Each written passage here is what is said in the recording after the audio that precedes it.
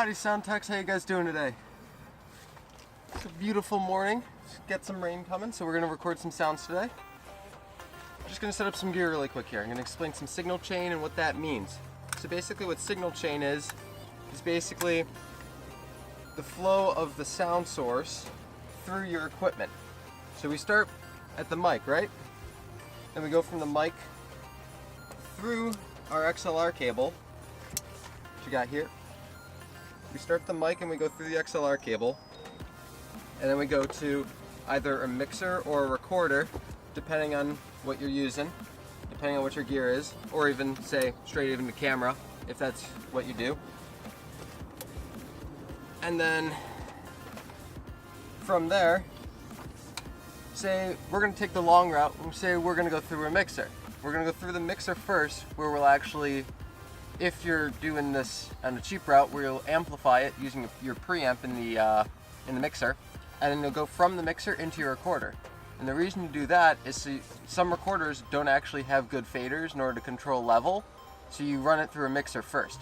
The reason that's so important is because you want to give them the cleanest dialogue possible at a good level consistently. If for one reason or another, if they're really loud in one scene and really quiet in another, you need to fix that before using your faders on your mixer. And of course, whatever gear you're using, get to know it before you're on set. If you're on set and just learning how your equipment works, there's a problem. Take the time, read the manual, and if you can, get access to the equipment beforehand by using a by using a rental service if you can. If you can't, read the manual and get to set early. Let's get out and get some sounds.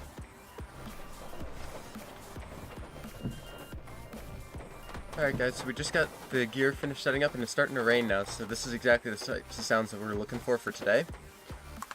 What we're looking for today is we're actually looking for some rain sounds onto some ice and some pavement sounds, and because of the way we're facing for today, we're actually going to get some traffic in the background as well, which is not ideal, but we're going to deal with it for today, because that's what we're going to go for today. Today I'm actually finishing up recording sounds for my Urban Pack, which I'm going to be working on for the next little while, getting that post-production finished. But right now we're going to work on some rain sounds. You can hear it's starting to rain. So basically what we're going to do is we're just going to record some sounds and we're going to get more than we need. But before we begin recording, we're going to do a day slate, which basically just means that when I'm in post I can actually figure out what these sounds are for the day. And with that I'm going to say, I'm just going to, because I know who I am, I'm going to actually cut out my name from it.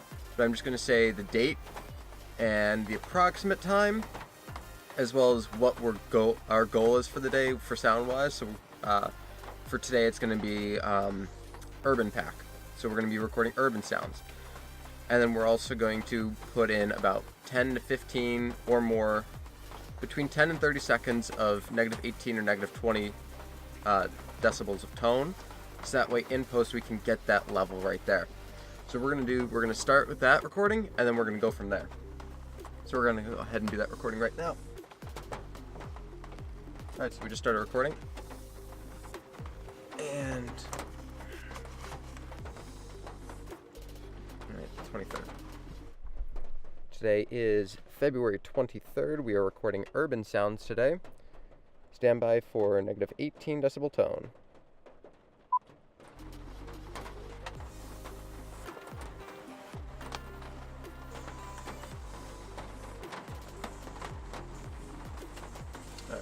Stop that recording. The reason we do all that is so that way in post, if we say have another thing on the SD card, we can find today and get those sounds easily. And the reason we do the tone is so that way when we're mixing or we're prepping for the mix or we're prepping the sounds to go into any sort of production, we can already have a set baseline of where we should have base dialogue. But for today, since we're not recording dialogue, we're going to get the tone and we're going to set that, and we're not going to be changing anything.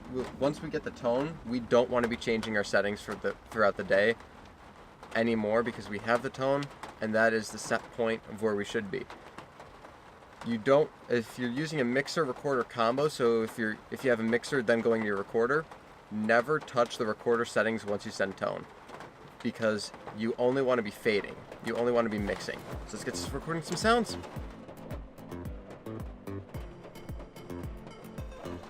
Now, something you may be wondering is, why are we recording from inside of a car instead of out in the rain? One of the main things with that is I just want to keep my equipment dry. Although it does, you also can pick up the sound of the rain falling on the roof of the car. Me personally, I'd rather have that in my recording than my equipment getting wet and me risking not having equipment anymore.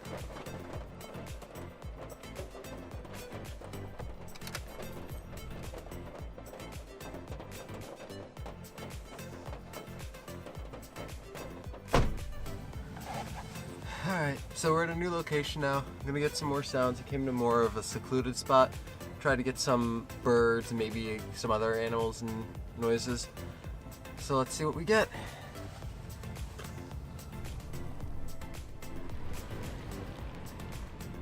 Of course, right after I get here, a bunch of other people get here. That's just how things work, right? Alright, so I took a look at radar. The storm's gonna last a while, so I'm gonna stop the video here today. I'm gonna stop recording sounds for today. Next time we're gonna actually cover the post end of this sort of sound effects recording and ambience recording. And we're going to cover the adding of metadata, what metadata you need to add, and other stuff, fun stuff like that. So we're going to end the video here. See you guys next time.